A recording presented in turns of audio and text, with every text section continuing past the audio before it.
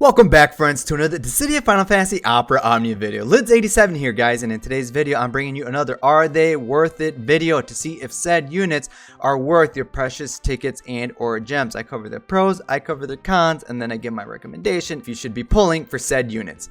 Before I get into it, though, friends, please remember to hit that like and subscribe button. Truly appreciate it. Now, we are going to be talking about Exdeath and Gilgamesh on this video, and I'm not gonna lie, I didn't really know much about them. I do play JP, but I skipped them out on JP. Like I knew a little bit about Exdeath.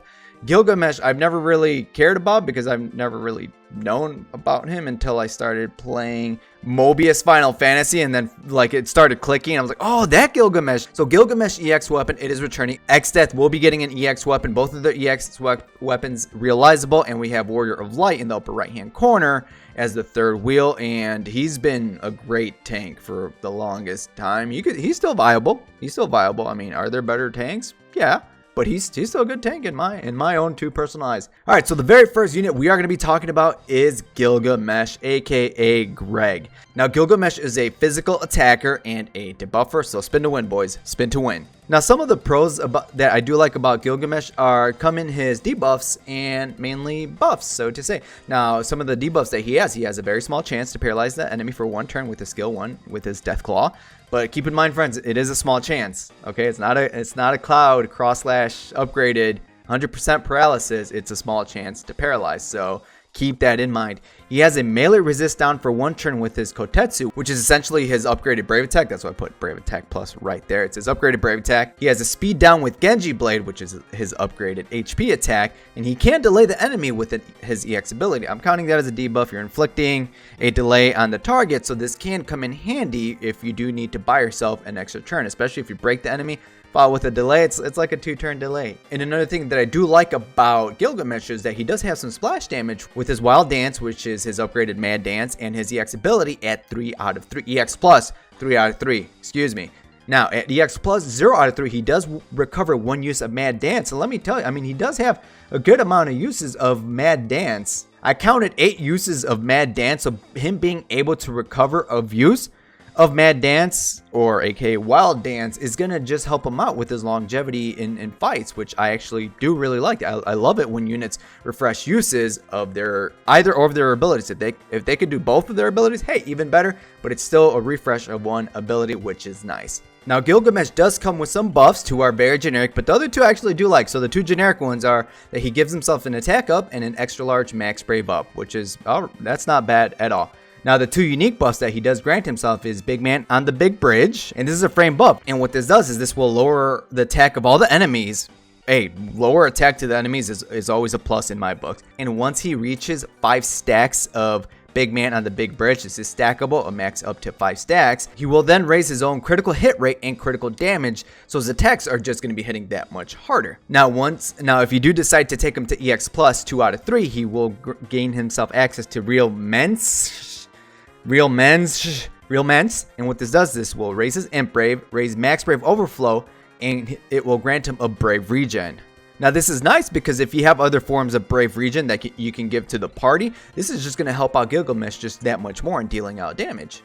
Now, some of the cons that I don't like about Gilgamesh is, of course, he with those wonderful buffs, he does have 4 buffs, which means that if you bring another form of buffer onto the party, you only have 2 slots to work with because he has 2 frame buffs. So if you apply at least 3 other buffs on him, if they exceed the other 2 slots to make a total of 6, you're gonna start pushing buffs off, which you may or may not want depending on the buffs that are applied to him. Now, one of the big downsides that I do not like about it is that small chance to paralyze the enemy. It is very small, so it's very RNG based. You know, at least with Cloud back in the day, they did fix it where his upgraded cross/plus has a 100% chance. Well, depending, of course, if you have the weapon passives, you have a 100% chance to paralyze the enemy, so it's guaranteed. Here, it's still a small chance to paralyze, which I don't really like. It's in RNG's hands, but we all know that sometimes RNG can be unfavorable at times. Sometimes it's great, sometimes it's a bitch, so to say, right? So, and another thing that I don't like is that his melee resist down is only for 1 turn. So you really have to plan around that, especially if you are up against speedy bosses, because if you inflict melee resist down and they're fast, then that melee resist down is gone. So you have to plan around that. You have to inflict melee resist down and then make sure that there are units after Gilgamesh that can attack to take advantage of this melee resist down. I like melee resist down in general. We really don't have that many melee resist down units in the game. The only other one that pops into my mind at this current moment while I'm making this video is Auron. So it is a very unique resist down, but I do wish it was for a few more turns. Now, if you were to decide to invest in Gilgamesh, first of all, you really like Gilgamesh, and you're probably the only players that will be investing in Gilgamesh. So if you're one of those players, you're probably going to take him to 3 out of 3.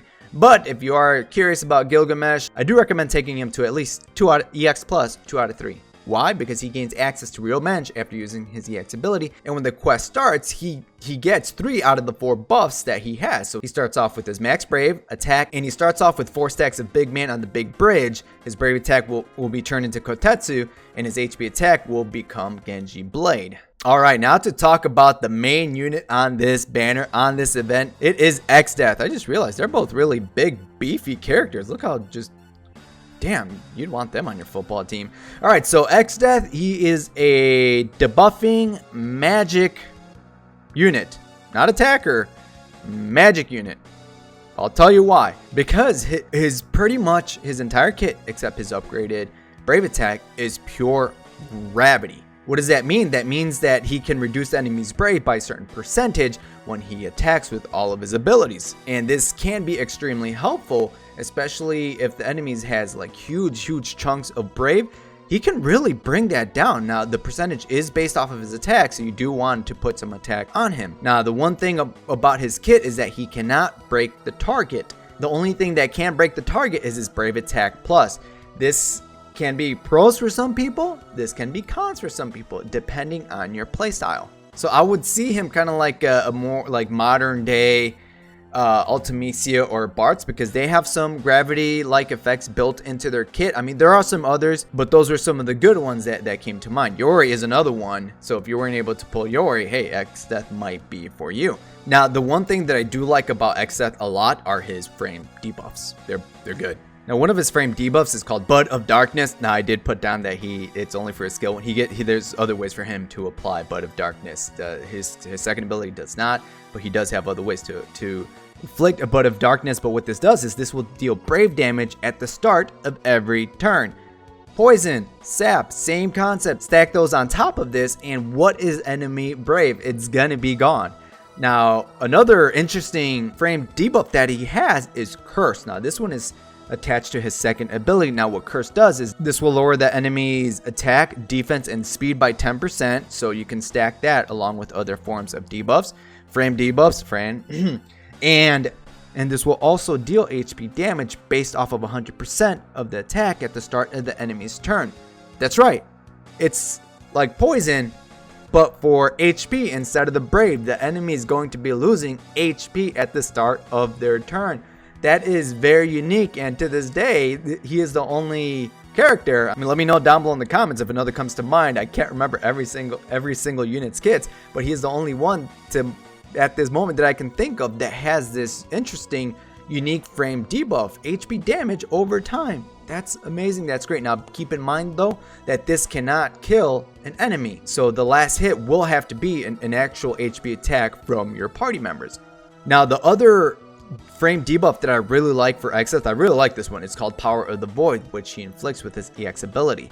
Now, how it works is you use your EX ability and you inflict Power of the Void for 1 turn if the enemy is inflicted with 3 stacks of Bud of Darkness. Bud of Darkness is stackable up to 3. So if the enemy has 3 stacks of Bud of Darkness, they will be inflicted with Power of the Void upon using Exdeath's EX ability. Now, what Power of the Void does is the enemy will not be able to deal an HP attack. Let me repeat that. The enemy will not be able to deal an HP attack. That is huge. That is big. Your units are safe from the enemies inflicted with Power of the Void. I really like that. But that's not it. This will reduce the brave of the enemy to 0 once Power of the Void is up. So once Power of the Void goes away, not only does the enemy can't use all that brave that they have, it goes down to 0 once their turn is up. I really like this debuff. It works fast. You don't have to wait a few turns for something to happen. Use the EX ability as long as Bud of Darkness is on them. No HP damage to your team, and the brave is 0. I love it. I love it. I love it. I really do like this debuff. Now, of course, with some of this, he does come with his own framed buffs, 2 of them, Incarnation of Ill Intent. Now, what this does, this will raise his max brave and attack, stack this up with other forms of attack and max brave, and at EX plus 2 out of 3, Arboreal Mysteries, again, framed. And this will grant him brave regen and HP regen. Since they are both buff, he has 2 of them. Stack all types of framed buffs on top of this to take full advantage of those 4 extra slots that are on him. He can fit into a lot of team compositions because of that. Now, some of the cons that Exdeath does come with. Now, this is going to be up to you, okay? There's actually another one that I just thought of that it's not on here. So let me mention that one before I forget it, is the fact that he doesn't deal brave hits. I was reading his kit. I could not find brave hits outside of his brave attack plus. So if you like seeing the brave hits, I mean, the gravity's there, guys. The gravity's there. But one of the biggest cons, depending on the player, is not being able to break the target is a huge issue for a lot of players, okay? Back when Sephiroth got his EX ability, he reduces the enemy's brave to 0 with his EX ability, but he doesn't break the targets. I'm sorry, global players, but a lot of people were crying about that. I personally had no issues with that. Sure, it might change the way how you have to play. Now that we're talking about Exdeath, that the fact that he cannot break enemies, but this can come in handy with some other units down the line, or some that we do have right now, that which I will talk about in a moment. So if you like breaking the enemies, then Exdeath might not be the unit for you. Now, if you're going to be working on Exdeath, I highly recommend you take him to at least EX plus 2 out of 3, because that's when he gets access to his Arboreal Mysteries when he uses his EX ability. And when the quest starts, he gets access to his Incarnation of Ill Intent and Arboreal Mysteries. So pretty much both of his buffs right off of the bat. And when the battle starts, with the start of each wave, he will inflict 1 stack of Bud of Darkness on the enemies, which is very handy. Alright friends, now we're at that part of the video. Are they worth your precious gems and or tickets? Tickets? Maybe. I'm gonna say maybe. Gems only if you like trees. Now Gilgamesh, I mean, he's okay. Looking at his kit, it doesn't seem like a character, at least for me, that I would want to try out. I mean, he's got the paralyzed, small chance though. He's got the melee resist down for 1 turn. I do wish it was a few more turns. He does have the delay, which will come in handy. So seems like an alright physical attacker. So can you get use out of him? Of course, yes you can with the proper team composition, all that wonderful stuff. You will make him last, but I'm just not really blown away by his kit. I do wish his paralysis had a higher chance, and I do wish that his melee resist down was for a few extra turns, because that would just bring up his value. You could take more advantage of the melee resist down. You could build a really nice team around that. So unless you're an actual huge fan of Greg, don't pull for him, don't pity for him. In my eyes, he is not really worth the pity. Exdeath, on the other hand, again, like legit, like before I started this video, all I knew about Exdeath was that he had gravity. I never really read into his kit. I read his kit. I really like what he does. Now hear me out, players that don't like units that can't break the target. Now, I did mention earlier that there are some characters that could take advantage of that, so you can set things up. Since Exdeath cannot break the target, there are some units, even right now, that could take advantage of that. One of the big ones that pops into my mind is Aranea, because her kit revolves around being able to break the enemy. If you break the enemy with her skills, they become their upgraded versions. Another unit that comes to mind is Jet, with it after using his EX ability, and afterwards, if you break an enemy on his following turn, he can get a free turn. Same thing with Lightning, who should be in a month, who could take full advantage of Exdeath not being able to break the enemies. Her kit revolves around being able to break an enemy. She gets free turns, and it becomes more important when she gets her EX+. And some other units down the line, Cloud of Darkness, she gets stacks every time she can break an enemy, so she will go perfectly with Exdeath. Now, a huge thing to take into consideration is the fact that Exdeath, his gravity, there's no brave hits from what I'm seeing, and the only thing that comes to mind is just his brave attack plus, but there's no real brave hits attached to his kit. It's just all gravity based, and gravity ignores defense. Because of that fact, Exdeath can fit into a huge majority of team compositions, unless they come out with some kind of like unique resistance where an enemy is resistant to gravity. Exdeath is going to fit in a lot of teams, and for those reasons alone, I actually do believe that Exdeath is worth the pity if you don't have any other forms of gravity-like characters, because I will tell you right now, it does come in very handy. So if you do decide to pull on this banner, in my eyes, Exdeath is the main prize, and he is worth the resources to get because of those reasons that I just stated. Greg, I wish he did a little bit more. In my eyes, he does bring this banner down. He brings down the value of this banner, but hopefully if you do decide to pull, RNG is on your side.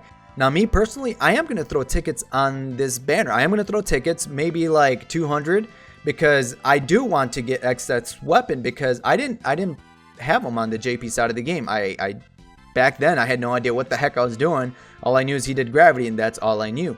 Now that I know more about him, I do like what he does, and in my eyes, he is the main prize of this banner, and I would love to try out his kit on the global side of the game. If I do get his EX weapon, I will 3 out of 3 him, and I'm just going to have fun with him, because the gravity, in my eyes, is very valuable, and he's going to fit into a lot of team composition. So in my eyes, 200 tickets for me. If you guys want to do 200 tickets too, he is worth it. Gem-wise, I'm not going to be using gems on this banner. That is it for this video, friends. I want to thank you guys for joining me as I went over Are They Worth It for Greg and Exdeath. Hopefully, I was able to help you guys reach a decision about this banner. Refresh again, Greg. No, not that crazy. Exdeath, I do think he is worth it, but keep in mind that we do have a lot of great units on the horizon. All right, friends? So be sure to let me know down below in the comments what you guys think about this banner, and if you guys are going to be going for Exdeath and or Gilgamesh, aka Greg. So until next time, friends, good luck and have a good one.